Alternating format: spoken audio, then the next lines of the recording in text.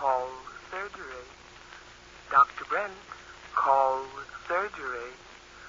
Dr. Brent, call surgery. Road of Life. The dynamic story of Dr. Jim Brent. Brought to you by the makers of New Chipso, the faster sudsing soap for easy wash days. Dr. Brent, call surgery.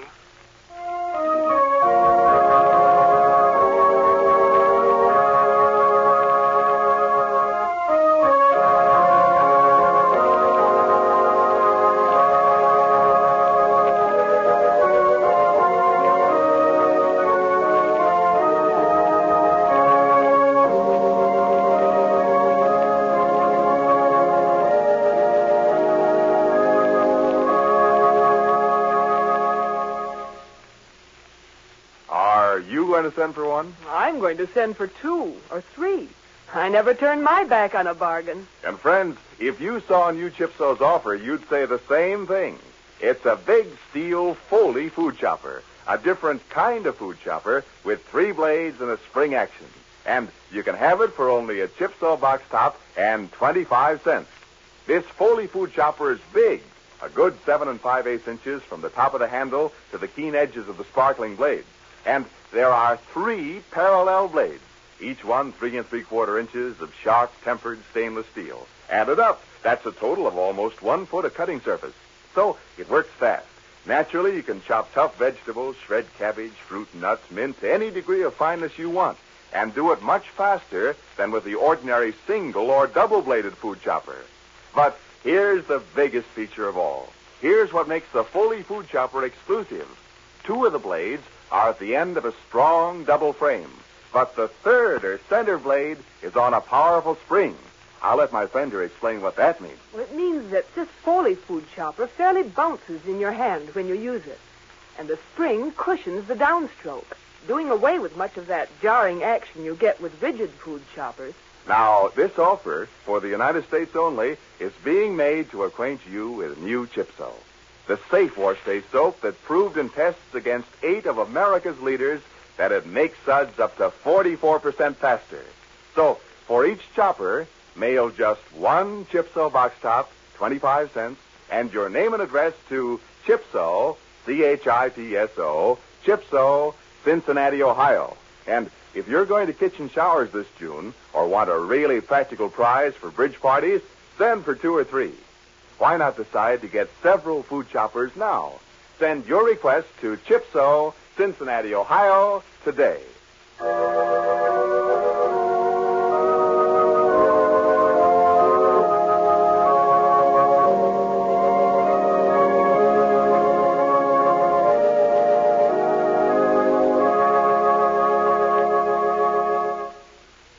And now, Road of Life.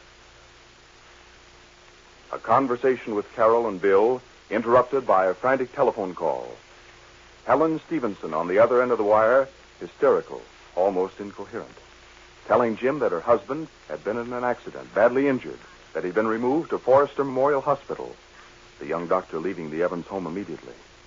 What incidents, what happenings and events crowd themselves into the minutes of mortal lives? In the second-floor corridor of the Forrester Hospital, practically deserted at this time, a woman paces nervously back and forth, her face pale, her lips a tremble. Helen, anxiously waiting for Jim to leave Tom's room, his stay with her husband seemingly endless.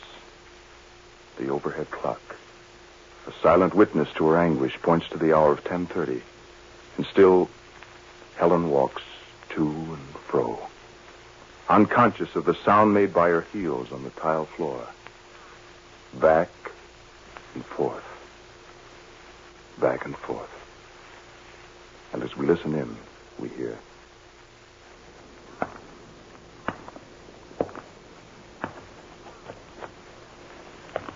Past 10. An hour. An hour since they brought him in here. Oh, his face, I can't get it out of my mind. What's going to happen? What's going to happen? Oh, I can't let myself think about that. things like this, they're out of our hands. Isn't everything out of our hands? Plans, the future.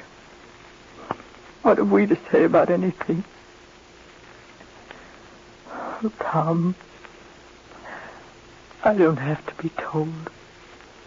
I know how seriously he's hurt. Oh, dear God, don't let this be the end. Don't let this be the end. I don't know what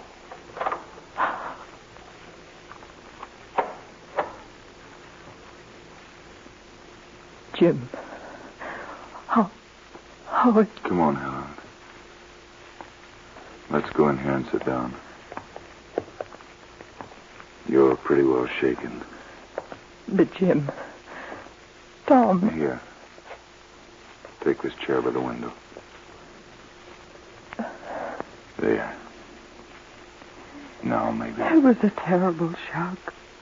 The telephone, and somehow I could almost tell by the way it rang that something had happened. It was the police. Someone had called them.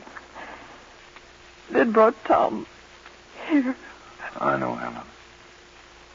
I understand. Now, try to get hold of yourself.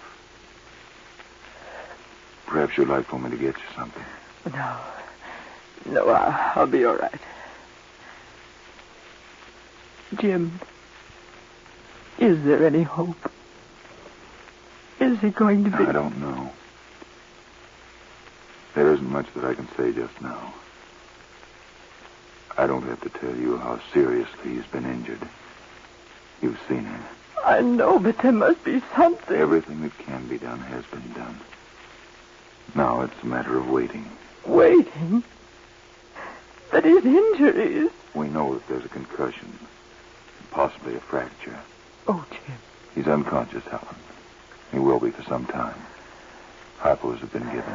Why? Why should a thing like this have to happen to Tom of all people? Oh, he's so good and fine. He wouldn't harm anyone. Then something like this comes along. I know. And we spend our time thinking about the future, making preparations for it, making ourselves believe that it's ours to plan, that it's given to us to say what we will and what we won't do. We fool ourselves into thinking that we have the final say about what's going to happen. Only to have something come along and show us how unimportant, how insignificant we really are. Of what little consequence we are in the great scheme of things. Jim, why don't you say something? Isn't there anything you can say? What is there for me to say, Helen?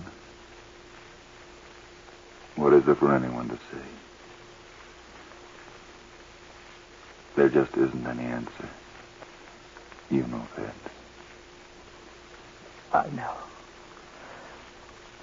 We're not even supposed to question. How often have I heard you say that? Things always happen for the best. You've said that, too. Not once, but many times. But, Jim, how can we possibly believe that when something like this happens? When we see someone close to us made to suffer through no fault of his own, for no reason. It isn't fair. It isn't right. Oh, I know I'm no different from the next person. People have said that same thing over and over again. Are saying and always will say it. Helen, No, I'm not going to try to stop you. This isn't the time. Time. Everything has to do with time. The past, the present, the future. Future? What future? There's a time for everything. Even for something like this. Happiness, contentment. But little time there is for that. An hour, a day perhaps. And it's all over. It's taken away from us. Just a minute, Helen. Oh, there isn't anything you can say. There isn't anything you can say. Oh, you've admitted that. Oh, you're right, Jim. There isn't any answer. I used to try to find one for others, but I couldn't. Not really. And I can't find one now. Pollyanna philosophy. That's what it is at best. You know it. I know it. We're not to know to understand why things happen to us. Who are we to question the whys and the wherefores? Pawns. That's what we are. We're pawns in the hands of fate. Puppets. The strings are pulled and we move. We haven't anything to say about it. Puppets and marionettes. Millions of us. Tears, logic, quarreling with fate. Nothing matters. We always lose. We're fools to fight. We always lose.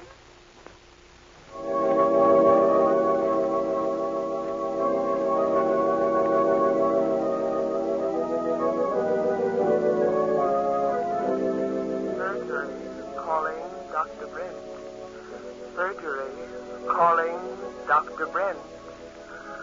Surgery calling Dr. Brent.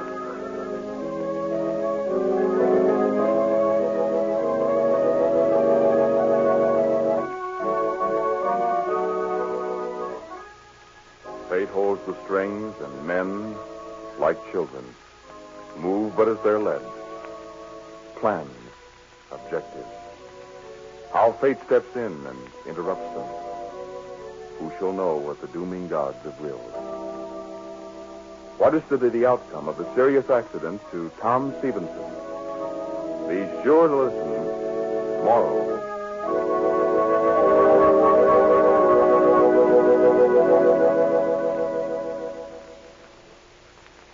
Remember, ladies, no bargain lasts forever. So send for our big 7 5/8-inch food chopper while there's time. It's a Foley food chopper, all steel but the hardwood handle. And the 3 blades, mind you, there are 3 blades, are stainless steel. And don't forget, this food chopper has a special feature. It operates with an exclusive spring action that makes the chopper fairly bounce when used. You can chop meat, fruit, or vegetables in a flash. Do it with less jarring to your arm and wrist. We're making this offer so you try the new Wash Day soap that ounce for ounce makes 24% more suds than the average of 8 of the most popular Wash Day soaps we tested. Chipso. New Chipso. So get Chipso. Then for each chopper you want, and you may want extra ones for prizes or gifts, send 1 Chipso box top, your name, address, and 25 cents to Chipso, Cincinnati, Ohio. Be sure there's sufficient postage on your letter and allow about 2 weeks for delivery. Send for your spring action food chopper and send for it today.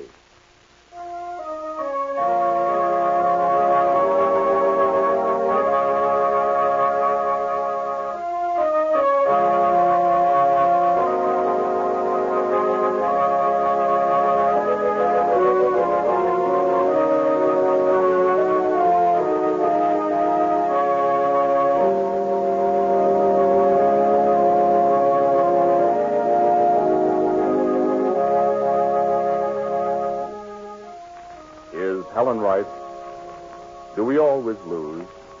Or in fighting, do we gain far more than we realize at the time? Tomorrow, Junior Stevenson makes a telephone call, which is bound to affect several lives. Won't you join us at this same time?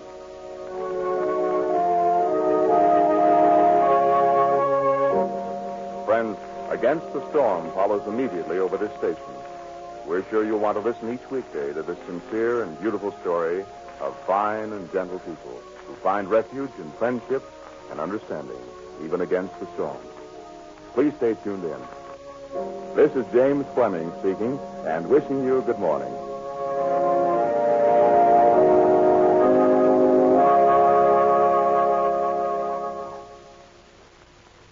This is the National Broadcasting Company.